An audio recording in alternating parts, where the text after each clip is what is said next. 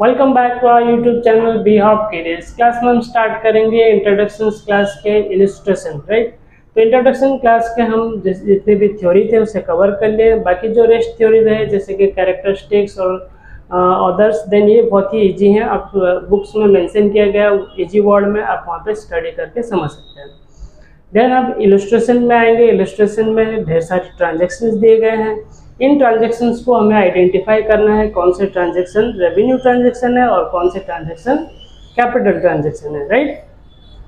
अगर आप आइडेंटिफिकेशन करना नहीं सीख पाएंगे तो फाइनल अकाउंट जब आप प्रिपेयर करेंगे तो उसे वहाँ पर आप रेवेन्यू एक्सपेंडिचर को पीएल में कैसे एंट्री करेंगे, कैपिटल एक्सपेंडिचर को कैसे बैलेंस शीट में एंट्री करेंगे। तो फर्स्ट आपको आइडेंटिफाई करना सीखना होगा, देन उसके बाद आप फाइनल अकाउंट जब प्रिपेयर करेंगे वहाँ पे आपको कोई भी डिफिकल्टी फेस करना नहीं पड़ेगा, राइट। सो फर्स्ट इलस्ट्रेशन हम यहाँ पे राइट कर लिए हैं। यहाँ पे 5 ट्रांजेक्शन्स लिखा है। फर्स्ट यहाँ पे लिखा है state with reasons which of the following items should be taken as capital and which of a revenue nature। तो बोलता है यहाँ पे ढेर सारे ट्रांजेक्शन दिए हैं, 5th ट्रांजेक्शन है, इनमें से कौन से ट्रांजेक्शन रेवेन्यू ट्रांजेक्शन है और कौन से कैपिटल ट्रांजेक्शन है, राइट। तो यहाँ पे हम 1 बाय 1 बीट को रीड करेंगे और उसका रीजन भी बोलेंगे कि क्यों ये रेवेन्यू एक्सपेंडिचर है कि कैपिटल एक्सपेंडिचर है। तो फर्स्ट बीट को हम स्टार्ट करते हैं। लिखा है ₹2000 paid on repairing of the factory building. Factory building एक फिक्स्ड एसेट है। ध्यान रहे, फिक्स्ड एसेट्स के रिपेयरिंग वगैरह में जो भी मेंटेनेंस कॉस्ट होते हैं फिक्स्ड एसेट में, चाहे वो मशीनरी हो, फर्नीचर हो, बिल्डिंग्स हो, ठीक है, इन तरह के जितने एसेट्स होते हैं ये फिक्स्ड एसेट होते हैं। इन्हें क्योंकि बिजनेस में बेचा नहीं जाता, ये बिजनेस में हेल्प करते हैं बिजनेस को ग्रोथ कराने में, ठीक है। सो ये फिक्स्ड एसेट है। तो फिक्स्ड एसेट के मेंटेनेंस में जो भी कॉस्ट आते हैं वो होते हैं रेवेन्यू एक्सपेंडिचर और इनका entry profit and loss account में किया जाता है। जैसे कि हम यहाँ पे देखेंगे 2000 पेड के हैं रिपेयरिंग में, तो प्रॉफिट एंड लॉस अकाउंट के किस साइड में एंट्री किया जाएगा, क्रेडिट साइड या फिर डेबिट साइड। तो नॉर्मली ये एक्सपेंसेस है तो इसे हम डेबिट साइड में एंट्री कराएंगे। सारे एक्सपेंसेस डेबिट साइड में एंट्री होता है और सारे इनकम जो होते हैं वो क्रेडिट साइड में इनकम होते हैं, ठीक है। तो ये था हमारा फर्स्ट बिट जो रेवेन्यू एक्सपेंडिचर। सेकेंड बिट दिया है ₹600 paid for erection of a new machine. यहाँ पे लिखा है कि 1600 हम पे कर रहे हैं फॉर द इरेक्शन। इरेक्शन का मतलब होता है इंस्टॉलेशन, ठीक है। तो इंस्टॉलेशन का एक न्यू वर्ड यहाँ पर दिया है, erection. Erection means installation, right. तो न्यू मशीन आप खरीद रहे हैं, इंस्टॉलेशन कर रहे हैं, तो कंपनी से लोग आ रहे हैं, इंस्टॉलेशन के लिए एक चार्ज फिक्स करेंगे, देन उसे चार्ज आपको पे करना होगा और वो चार्ज आपके एसेट्स के साथ ऐड होगा। तो ये हो गया आपका कैपिटल एक्सपेंडिचर, राइट। तो जो भी इंस्टॉलेशन चार्जेस होते हैं प्रीवियस के क्लासेस में हम डिस्कस कर चुके हैं, जितने भी सारे इंस्टॉलेशन चार्जेस वगैरह होते हैं फिक्स्ड एसेट के ऊपर, तो उसे हम कैपिटल एक्सपेंडिचर कहते हैं। और इनका एंट्री कहाँ पर होगा, बैलेंस शीट में होगा। बैलेंस शीट के जो होते हैं 2 साइड होते हैं, एक साइड हमारा एसेट्स होता है, दूसरा साइड हमारा कैपिटल एंड लाइबिलिटीज होता है, ठीक है। तो यहाँ पे हमारा दिया है 600 हम पेड कर रहे हैं for erection of new machinery.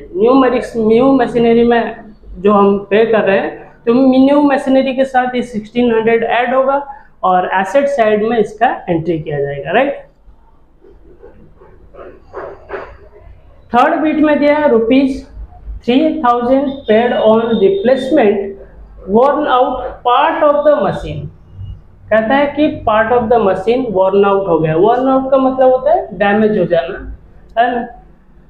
तो एक मशीन है जिसका एक हिस्सा डैमेज हो गया तो उसे आपको रिप्लेस करना है, ठीक है। तो वहाँ पे रिप्लेसमेंट में आपको जो भी खर्च लगेंगे that is called maintenance cost, ठीक है। अब मेंटेनेंस कॉस्ट फिक्स्ड एसेट के ऊपर हम फर्स्ट बीट में भी डिस्कस किए थे कि वो रेवेन्यू एक्सपेंडिचर है, राइट। तो हम यहाँ पे खर्च कर रहे हैं, पे कर रहे हैं, तो एक्सपेंसेस है, तो इसलिए प्रॉफिट एंड लॉस के डेबिट साइड में एंट्री होगा, राइट।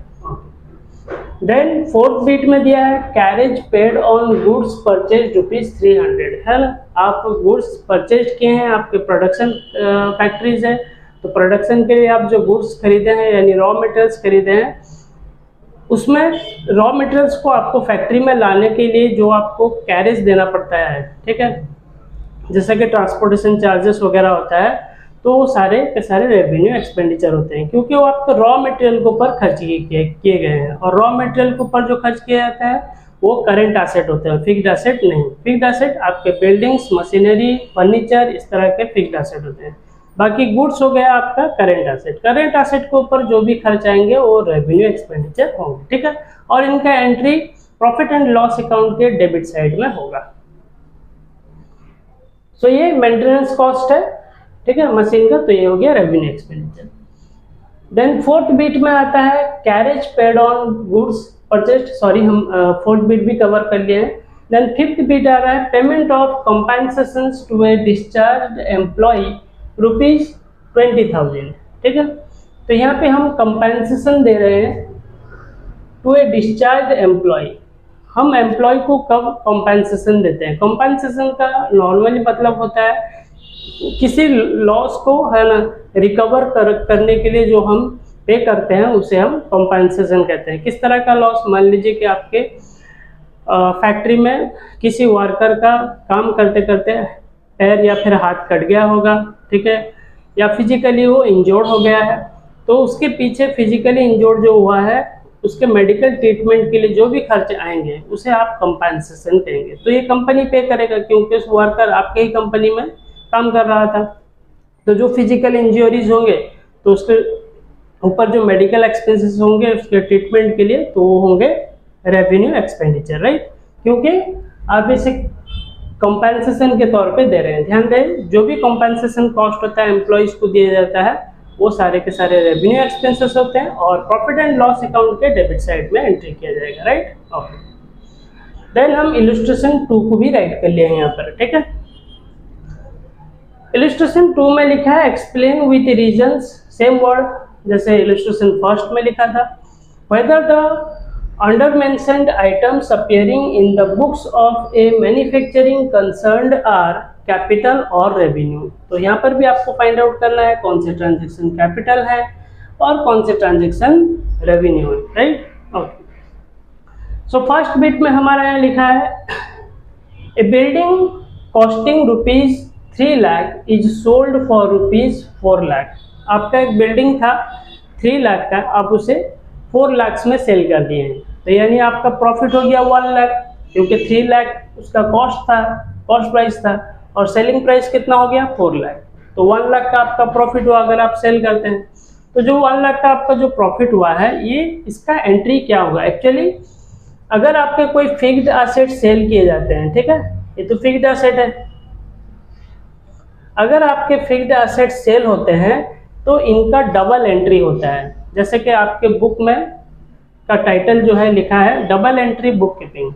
डबल एंट्री का मतलब क्या हो गया? कुछ ऐसे ट्रांजेक्शन्स होते हैं जो कि पीएल अकाउंट में यानी प्रॉफिट एंड लॉस अकाउंट में एंट्री किए जाते हैं, साथ ही साथ उनका एंट्री बैलेंस शीट में भी होता है, ठीक है। तो यहाँ पे जैसे मान लीजिए कि आपके कोई फिक्स्ड एसेट बेच रहे हैं या फिर खरीद रहे हैं, इनमें कोई प्रॉफिट या फिर लॉस हो रहा है, तो इनका entries profit and loss account में भी होगा और बैलेंस शीट में होगा। तो चलिए देखते हैं इसका कहाँ पे एंट्री होगा। तो 3 लाख का बिल्डिंग था, उसे आप 4 लाख में सेल किए हैं, 1 लाख प्रॉफिट हुआ है। अब 1 लाख जो प्रॉफिट हुआ है, प्रॉफिट जो होता है वो रेवेन्यू इनकम है, प्रॉफिट है, तो आपके पीएल अकाउंट के क्रेडिट साइड में एंट्री किया जाएगा, ठीक है, क्योंकि प्रॉफिट जितने होते हैं क्रेडिट साइड में आते हैं, प्रॉफिट हो इनकम्स हो क्रेडिट साइड में आते हैं, और एक्सपेंसेस जितने हो या फिर लॉस जितने हो वो आपके डेबिट साइड में एंट्री किए जाते हैं। तो ये हो गया 1 लाख रुपीस आपके पीएल अकाउंट में एंट्री होगा। सेम 1 लाख रुपीस जो आपका प्रॉफिट हुआ है, आपके बैलेंस शीट में जो डुअल साइड होता है, एक साइड एसेट्स होता है, दूसरा साइड लाइबिलिटीज एंड कैपिटल होता है। तो ये जो हमारे यहाँ प्रॉफिट हुआ है 1 लाख रुपीस, ये हमारे बैलेंस शीट में भी एंट्री होगा। बैलेंस शीट में किस तरफ होगा? कैपिटल साइड में एंट्री होगा। कैपिटल के साथ ये 1 लाख रुपीस ऐड हो जाएगा, ठीक है। ओके, सो फर्स्ट बिट में हम देखें कि इसका डबल ट्रांजैक्शन है, ये जा रहा है प्रॉफिट एंड लॉस अकाउंट में भी एंट्री हो रहा है और इसका बैलेंस शीट में भी एंट्री हो रहा है। प्रॉफिट एंड लॉस के क्रेडिट साइड में एंट्री हो रहा है और बैलेंस शीट के कैपिटल साइड में एंट्री हो रहा है। सेकेंड बीट में देखेंगे loss of goods destroyed by fire ₹25,000। आपके फैक्ट्रीज में आग लग गए, उसमें 25,000 रुपये का आपका सामान जो था जल गया, ठीक है, बर्बाद हो गया, ठीक है। तो अब इसे हम क्या कहेंगे, लॉस है ये हमारे बिजनेस के लिए। तो जितने भी लॉस होते हैं वो रेवेन्यू लॉस होते हैं, ठीक है। रेवेन्यू एक्सपेंडिचर होते हैं, रेवेन्यू लॉस भी होते हैं। तो जैसा कि हम प्रीवियसली डिस्कस किए कि पीएल अकाउंट में जो डेबिट साइड होता है उनमें सारे एक्सपेंडिचर और लॉसेस एंट्री किए जाते हैं, और क्रेडिट साइड में सारे इनकम्स एंड प्रॉफिट्स जो होते हैं उन्हें एंट्री किया जाता है। तो हम यहाँ पे देखेंगे हमारा लॉस हुआ है 25,000, तो इसका ओनली एंट्री होगा प्रॉफिट एंड लॉस अकाउंट में। ये बैलेंस शीट में इसका कोई भी एंट्री नहीं है, ठीक है, ये सिंगल एंट्री है। तो प्रॉफिट एंड लॉस अकाउंट के किस साइड में एंट्री किया जाएगा, या डेबिट साइड में एंट्री किया जाएगा, क्योंकि ये लॉस है, ठीक है। Purchase A machinery for ₹75,000, the payment made so far is 55,000। तो आप एक मशीन खरीदे हैं जिसका कॉस्ट प्राइस है 75,000, बट आप पेमेंट किए हैं 55,000, रेस्ट अमाउंट आप फ्यूचर में पे करेंगे, राइट। आप इंस्टॉलमेंट में खरीदे हैं EMI बेसिस में, तो मान लीजिए कि आप 75,000 का मशीन को 55,000 डाउन पेमेंट में खरीदे हैं, ठीक है। तो रेस्ट पैसे सपोज आप EMI में देंगे। तो यहाँ पर हम देखते हैं जो मशीन जो परचेस किए हैं, ठीक है, 75,000, ठीक है, और उसके जो पेमेंट हुए हैं 55,000, ठीक है। तो ये हमारे कैपिटल एक्सपेंडिचर है, ठीक है। क्यों ना, मशीन परचेस कर रहे हैं, मशीन एक फिक्स्ड एसेट है। ध्यान रहे, जो भी फिक्स्ड एसेट हम खरीदेंगे या फिर बेचेंगे वो हमारे कैपिटल एक्सपेंडिचर में आएंगे, ठीक है। तो यहाँ पर ये सिंगल एंट्री होगा, क्योंकि यहाँ पर हमारा ना कोई प्रॉफिट हुआ है ना ही कोई लॉस हुआ है। हम सिर्फ 75,000 से 55,000 पे किए हैं, रेस्ट अमाउंट हमें फिर से पे करना होगा, ठीक है। तो ये हमारे मशीनरी है, ये हमारे बैलेंस शीट के एसेट साइड में एंट्री किया जाएगा, राइट। मशीन जहाँ पे मशीनरी एसेट साइड्स होता है उसके मशीनरी वहाँ पर लिखकर हम कितना एंट्री करेंगे 55,000, ठीक है। तो जितना पे किया गया रहेगा वही अमाउंट ही एंट्री किया जाएगा। फोर्थ बिट में दिया है received ₹90,000 as a loan from bank, ठीक है।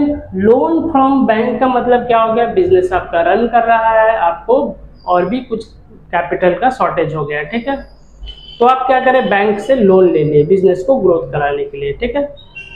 जो बिजनेस से आप बैंक से आप जो लोन लिए हैं वो एक कर्ज है, यानी लाइबिलिटी है, ठीक है।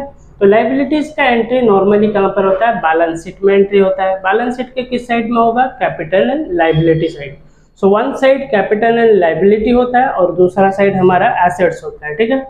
सो लाइबिलिटी एंड कैपिटल साइड में हमारा एंट्री होगा, क्योंकि हम 90,000 बैंक से लोन लिए हैं, तो ये लाइबिलिटी है, तो लाइबिलिटी साइड में इसका एंट्री होगा, राइट। ओके, तो ये कैपिटल रिसिप्ट है, ठीक है, क्योंकि हम बैंक से लिए हैं, तो जो बैंक से लेते हैं वो कैपिटल रिसिप्ट होते हैं, ठीक है। देन फिफ्थ बिट में लिखा है रेंट रिसीव्ड ₹6,000। आपका कुछ बिल्डिंग था तो आप उसे किराए में लगा दिए हैं, ठीक है, और वो बिल्डिंग आपके बिजनेस पर्पज से है, जुड़ा हुआ है, तो वहाँ से आपको 6,000 इनकम हो रहा है, ठीक है, पर मंथ हो रहा है या पर ईयर बेसिस हो रहा है, ठीक है। तो ये 600 आपके बिजनेस के लिए है ना इनकम आ रहे हैं, ठीक है। तो इनकम जो होते हैं वो प्रॉफिट एंड लॉस अकाउंट में एंट्री किया जाता है, वो भी क्रेडिट साइड में, ठीक है। तो ये हमारे रेवेन्यू रिसिप्ट है, ठीक है। रेंट रिसिप्ट जो हो गए हमारे रेवेन्यू रिसिप्ट, इसका सिंगल एंट्री होता है only profit and loss account. Last bit में लिखा है फर्नीचर कॉस्टिंग। अगर लास्ट बिट और फर्स्ट बिट को देखें, दोनों में सिमिलरिटीज है। कैसे, यहाँ पे आप 3 लाख का बिल्डिंग खरीद के उसे 4 लाख में बेच रहे थे, यानी 1 लाख का प्रॉफिट हो रहा था। बट यहाँ पर फर्नीचर कॉस्टिंग रुपीज, एक फर्नीचर है जिसका कीमत 54,000 है, बट उसे आप बेच रहे हैं किसमें 40,000। सो यहाँ पे cost price 54 but selling price 40,000, यानी हमारा लॉस हो गया है यहाँ पे। तो लॉस कितना हो गया, 14,000 हमारा लॉस हो गया, ठीक है। सो लॉस हो गया हमारा 14,000। और यहाँ प्रॉफिट हो गया था कितना, प्रॉफिट हो गया यहाँ पे 1 लाख, ठीक है। अब यहाँ पे जैसे डबल एंट्री हुआ था, ठीक है, अब PL account, profit and loss account and balance sheet दोनों में एंट्री किया गया था, डबल एंट्री है। उसी तरह लास्ट बिट भी हमारा डबल एंट्री है, ठीक है। फर्क कितना है कि यहाँ पे ऊपर प्रॉफिट हुआ था और यहाँ पे लॉस हो गया है, ठीक है। अब जब लॉस हुआ है तो ये है ना, प्रॉफिट एंड लॉस के किस साइड में एंट्री किए जाएंगे, ये डेबिट साइड में एंट्री किए जाएंगे। जैसे कि पहले भी डिस्कस कर चुके हैं, सारे expenses and losses profit and loss के डेबिट साइड में एंट्री होते हैं, ठीक है। सो ये लॉस है तो डेबिट लॉस कितना हुआ ना, 14,000। सो 14,000 जो लॉस है ये हमारा कहाँ पे एंट्री किया जाएगा, प्रॉफिट एंड लॉस के debit side.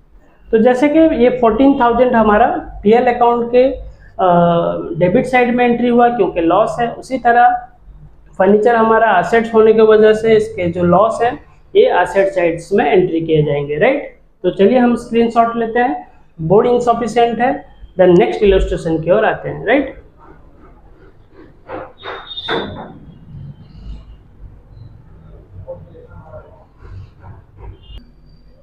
Okay, then illustration 3 हम राइट कर लिए हैं।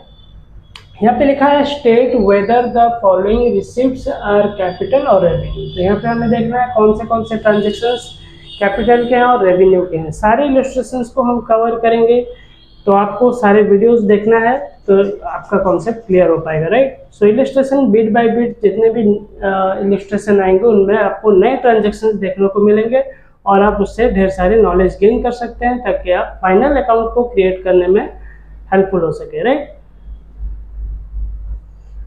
सो फर्स्ट यहाँ पे ट्रांजेक्शन लिखा है sale price of machinery of ₹50,000, book value on the date of sale ₹40,000, ठीक है। तो आप एक मशीनरी को सेल कर रहे हैं, मशीनरी एक फिक्स्ड एसेट है, एक मशीन को सेल कर रहे हैं, सेलिंग प्राइस 50,000 है। आप जिस डेट में सेल किए थे उस डेट में मशीन का कॉस्ट कितना था, 40,000, ठीक है। लिखा है book value on the date of sale, यानी जिस दिन आप सेल किए थे उस दिन बुक वैल्यू उसका कितना था, 40,000, ठीक है। तो आप बोलेंगे ये बुक वैल्यू क्या होता है, हर साल है ना फिक्स्ड एसेट के डेप्रिसिएशन होते हैं, ठीक है। फिक्स्ड एसेट के वैल्यू रिड्यूस होते होते जा रहे हैं। जैसे कि मान लिया आप एक कार खरीद रहे हैं, ठीक है, तो 1 साल के बाद उसके थोड़े कॉस्ट कम जाएंगे, आप 2 साल के बाद बेचेंगे तो और कम कीमत में जाएंगे, और 3 साल 4 साल 5 साल जितने आप ज़्यादा उसे यूज़ करेंगे उसके वैल्यू उतने कमते हुए चलेंगे। तो मशीनरी उसी तरह कंपनी में यूज़ होता है, तो जितने पुराने होते हैं तो उनके वैल्यूज उतने ही कमते जाते हैं और डेप्रिशिएट होते हैं, ठीक है। सो सिमिलरली यहाँ पे जिस दिन बेचा गया मशीनरी तो उस दिन बुक वैल्यू जो था डेप्रिशिएटेड होकर है ना 40,000 बुक वैल्यू था यानी मशीनरी कॉस्ट, बट उसे हम सेल किए 50,000 में, यानी हम प्रॉफिट में सेल किए, ठीक है। सो ये जो प्रॉफिट में हम सेल किए हैं 50,000, जो 10,000 हमारा यहाँ पे प्रॉफिट हुआ है बेसिकली, ठीक है, 10,000 प्रॉफिट हुआ। सो ये प्रॉफिट एंट्री कहाँ पे होगा, पीएल अकाउंट में एंट्री होगा। पीएल अकाउंट के किस साइड में, क्रेडिट साइड में, ठीक है, क्योंकि ये प्रॉफिट है। बट ये जो 50,000 हम रिसीव किए हैं क्योंकि सेल किए हैं 50,000 भी आया है, तो 50,000 अमाउंट एक हमारा कैपिटल रिसिप्ट है जो कि हमारे बैलेंस शीट के कैपिटल अकाउंट में जाएगा, ठीक है। तो यहाँ पे हम सेल किए हैं machinery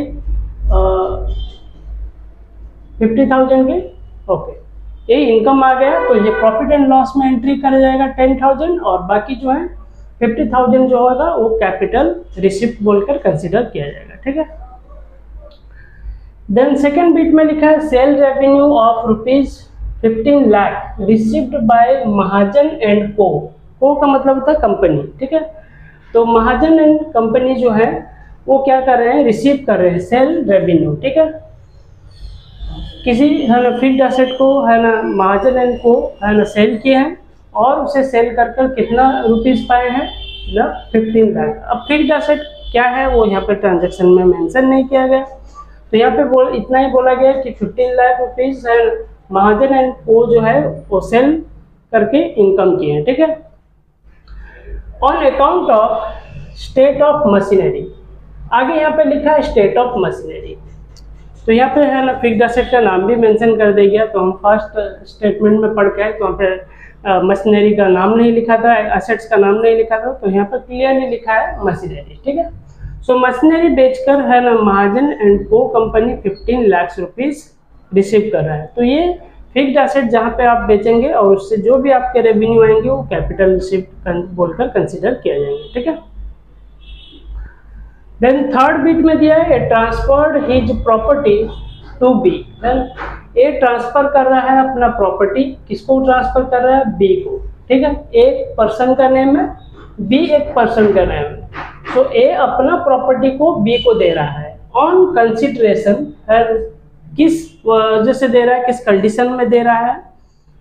that B should make an annual payment to A during his life time. तो कंडीशन ए और बी के दोनों के बीच में ये हुआ है कि एक फिक्स्ड अमाउंट, उस अमाउंट को यहाँ पे मेंशन नहीं किया गया, तो ए अपना सारा प्रॉपर्टी बी को ट्रांसफर कर रहा है। ठीक है, और बी बदले में क्या देगा? लाइफ टाइम उसे एक अमाउंट, फिक्स्ड अमाउंट जो है किसको पेमेंट करेगा? ए को पेमेंट करेगा। ठीक है, so this is one type of income. ये इनकम किसके लिए है?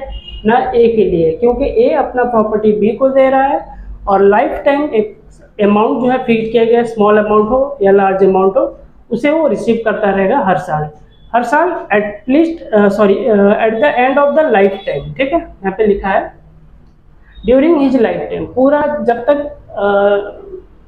ए जिंदा है। ठीक है, तो एक जो है बी से जो फिक्स चार्जेस है वो हर साल लेता रहेगा। ठीक है, तो इस तरह का अब हम देखें तो ए का एक इनकम जनरेट हो गया, कहाँ से? ना बी की तरफ से। ठीक है, सो यहाँ पे हम जो ए इनकम कर रहा है बी को प्रॉपर्टी देकर, तो इसे हम कहेंगे रेवेन्यू रिसिप्ट। ठीक है, तो ये रेवेन्यू रिसिप्ट है, तो हमारे प्रॉफिट एंड लॉस अकाउंट के क्रेडिट साइड में एंट्री किया जाएगा। राइट, फोर्थ बिट में दिया है A received ₹10,000 as a compensation from the government on requisitions of his business premises. A shifted his business to a new place. ठीक है, तो ए रिसीव कर रहा है, कॉम्पेंसेशन रिसीव कर रहा है। किससे रिसीव कर रहा है? ना गवर्नमेंट से रिसीव कर रहा है। अब देखिए कॉम्पेंसेशन गवर्नमेंट कब देता है? अगर आपके बिजनेस के ऊपर नेचुरल कैलामिटी के थ्रू अगर कुछ है ना डिस्ट्रक्शन हो रहा है, मान लीजिए कि साइक्लोन हो गया, इससे आपका कुछ प्रॉपर्टी डैमेज हो गया। ठीक है, या फिर अर्थक्वेक हो गया, आपका कोई प्रॉपर्टी डैमेज हो गया, तो गवर्नमेंट क्या करता है? इसका एक कॉम्पेंसेशन देता है। ठीक है, सो ये जो कॉम्पेंसेशन गवर्नमेंट के पास से लिए हैं, ये हमारा रेवेन्यू रिसिप्ट है। ठीक है, sorry, it's not a revenue receipt, it's a capital receipt. ठीक है, इसे हम कैपिटल रिसिप्ट कहेंगे। रीजन क्या है कैपिटल रिसिप्ट बोलने का?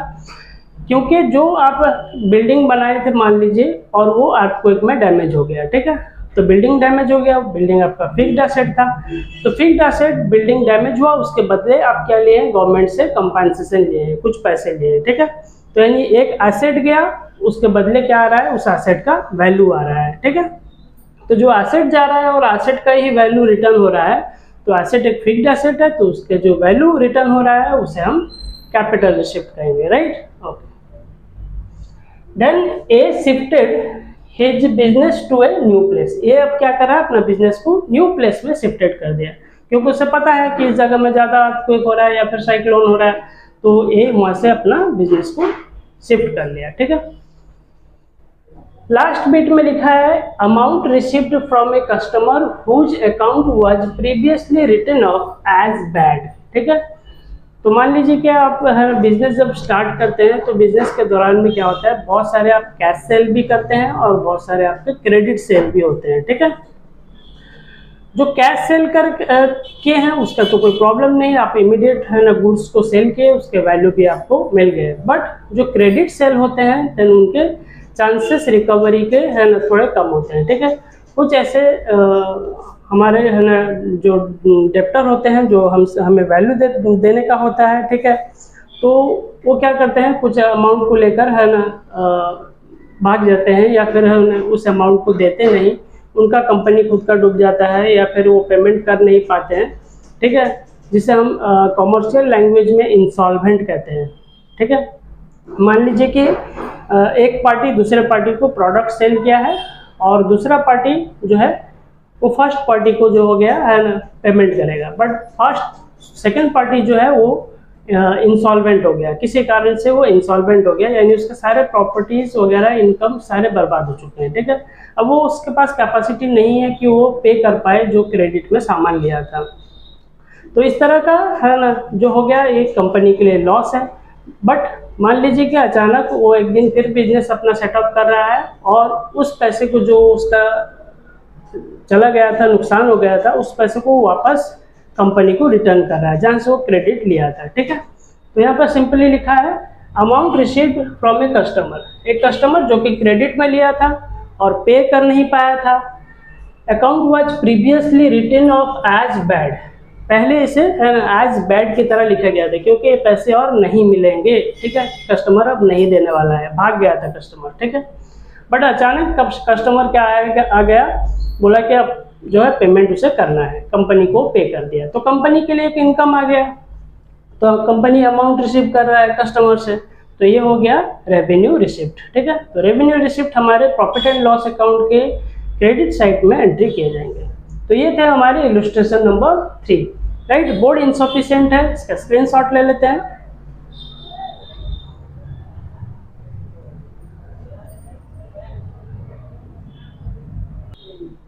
ओके, तो इस क्लास में हम इलस्ट्रेशन 1, 2 एंड 3 कवर कर लिए हैं। जो नेक्स्ट इलस्ट्रेशन आएंगे जैसे कि इलस्ट्रेशन 4 एंड 5 देन वो नेक्स्ट वीडियोस में आएंगे, राइट। अगर आपको हमारा स्टडी प्रोसेस अच्छा लगता है तो हमारे चैनल को सब्सक्राइब करें, लाइक करें, शेयर करें, प्रेस करें बेल आइकन ताकि आने वाले वीडियोस के नोटिफिकेशन मिल जाए। ज़्यादा से ज़्यादा शेयर करें ताकि नीडी स्टूडेंट्स तक ये हमारे वीडियो पहुँच पाए और वो घर बैठे अपने सिलेबस को कवर कर पाएँ। Have a good day.